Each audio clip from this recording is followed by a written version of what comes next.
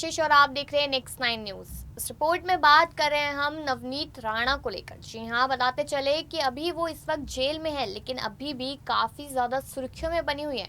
लगातार उनकी latest update सामने आ रही है, जिसमें कहा जा रहा था कि जेल में है और पानी तक नहीं पीने दिया जा रहा और साथ ही वॉशरूम भी नहीं जाने दिया जा रहा।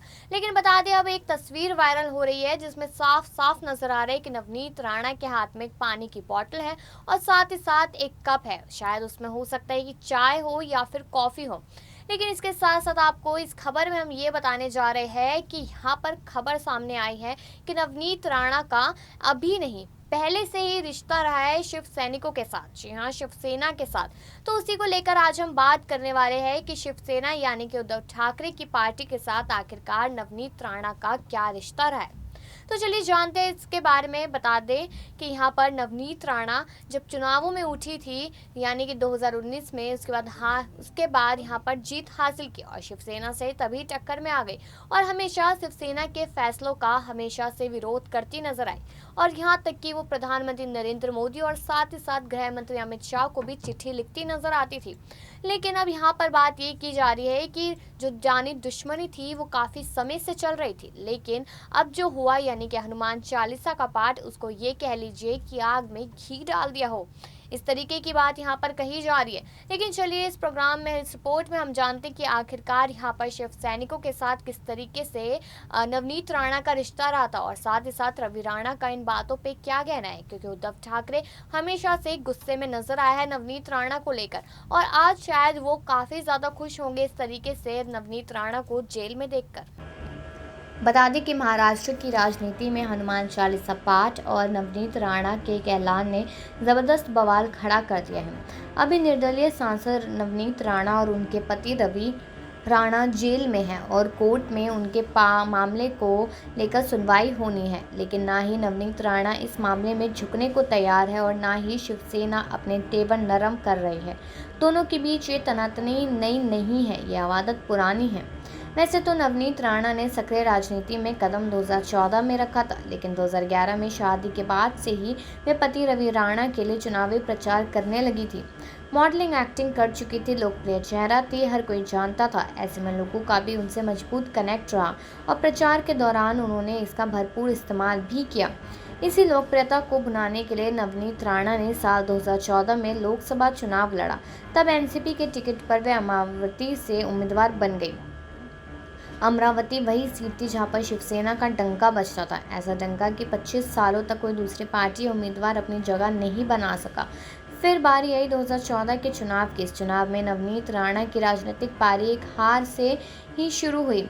वे तब शिवसेना के उम्मीदवार आनंदराव अडसूल से हार गई थी। इस हार के बावजूद नवनीत ने खुद को अमरावती क्षेत्र में सक्रिय रखा। उनके दूर प्रतिद्वंदी भी आनंदराव अडसूल ही रहे। इसी वजह से ज़्यादातर मौक़ों पर उनकी शिवसेना से तनातनी देखने को मिलती रही।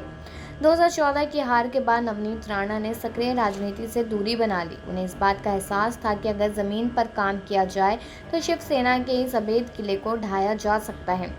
अपनी इसी थ्योरी पर आगे बढ़ते हुए नवनीत राणा ने 2019 के लोकसभा चुनाव में फिर अमरावती से चुनाव लड़ा। फिर उनका मुकाबला शिवसेना के आनंदराव अडसूल से हुआ। बताया जाता है कि इस चुनाव से पहले एनसीपी ने उन्हें अपने टिकट से लड़ने का प्रस्ताव दिया था, लेकिन इस बार नवनीत ने निर्दलीय उतरने का फैसला किया। नतीजा ये हुआ कि 2019 के चुनाव में शिवसेना का ये मजबूत गढ़ टूट गया और नवनीत राणा ने राजनीति की अपनी पहली चुनावी जीत दर्ज की। तब 36,000 से ज़्यादा वोटों से उन्होंने शिवसेना के कद्दावर नेता को हरा दिया। उस जीत के बाद शिवसेना की तरफ से ही नवनीत पर सबसे बड़ा आरोप लगाया गया। यह आरोप था फर्जी जाति प्रमाण पत्र को लेकर। शिवसेना के ही पूर्व सांसद आनंदराव अडसूल ने आरोप लगाया कि नवनीत राणा मोची जाति से नहीं आती है और सिर्फ अनुसूचित जनजाति का प्रमाण पत्र लेने के लिए उन्होंने ये झूठ बोला। उस समय शिवसेना नेता को अपने आरोपों पर इतना भरोसा था कि उन्होंने सीधे बॉम्बे हाईकोर्ट का दरवाज़ा खटखटा दिया। याचिका दायर की गई। नवनीत राणा को बड़ा झटका लगा। तब बॉम्बे हाईकोर्ट ने नवनीत राणा को दो टूक कहा था कि आप मोची जाति से ताल्लुक नहीं रखती है, सिर्फ इस तबके को उपलब्ध सुविधाओं को हासिल करने के लिए आपने धोखाधड़ी की। इस मामले में नवनीत राणा को बॉम्बे हाईकोर्ट से ज़रूर झटका लगा, लेकिन बाद में सुप्रीम कोर्ट द्वारा इस फैसले पर रोक लगा दी गई। लेकिन शिवसेना और नवनीत के बीच टकराव की दीवार खड़ी हो चुकी थी।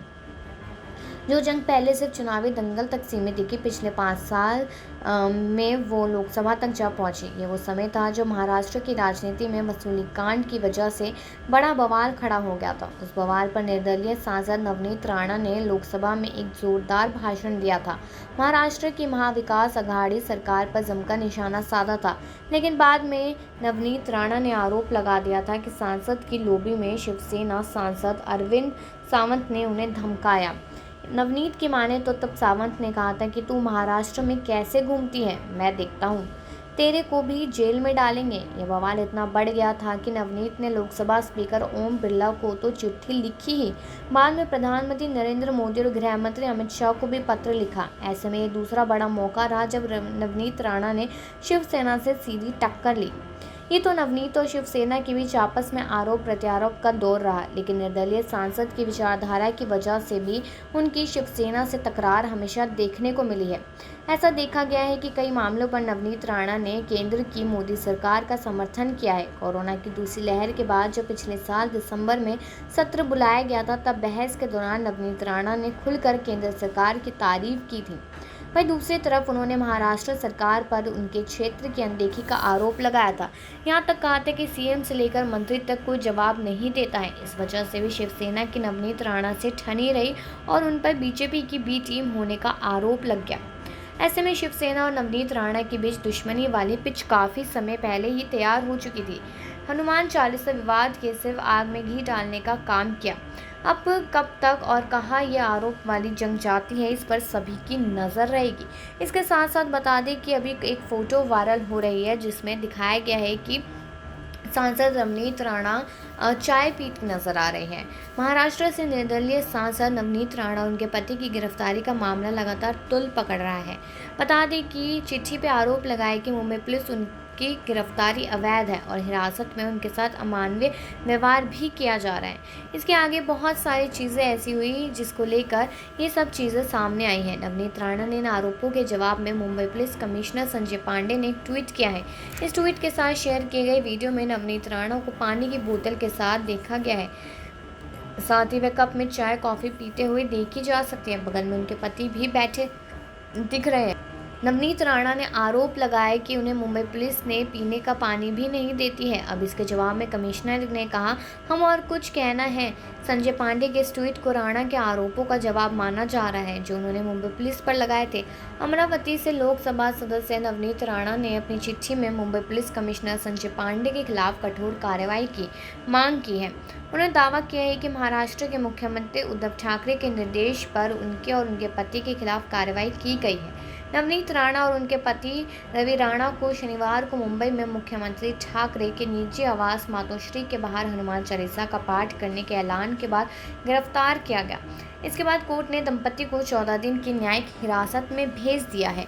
तो वहीं ये तो आपने इस रिपोर्ट में जाना ही कि किस तरीके से जब चुनावों की प्रक्रिया में उतरी थी नवनीत राणा, पहली बारी में हार गई, लेकिन उसके बाद सक्रिय रही और किसी पार्टी से न उठ के उन्होंने यह निर्दलीय उठने का फैसला किया और उसके बाद 36,000 लगभग वोटों से जीत भी गई, जिसकी वजह से शिवसेना के जो नेता थे यानी कि 25 सालों से लगातार उस जगह पे अपना गढ़ बना रखा था, लेकिन नवनीत राणा ने उस गढ़ को उखाड़ फेंका। यहाँ पर नवनीत राणा जीत गए और शिवसेना हार गई। इस बात की दुश्मनी लगातार शिवसेना उनसे निकालती आ रही थी, लेकिन जो हनुमान चालीसा का पाठ की अगर हम बात कर रहे हैं तो उसकी वजह से यहाँ पर उन्होंने अपना जो दुश्मनी थी वो निकाल ली है।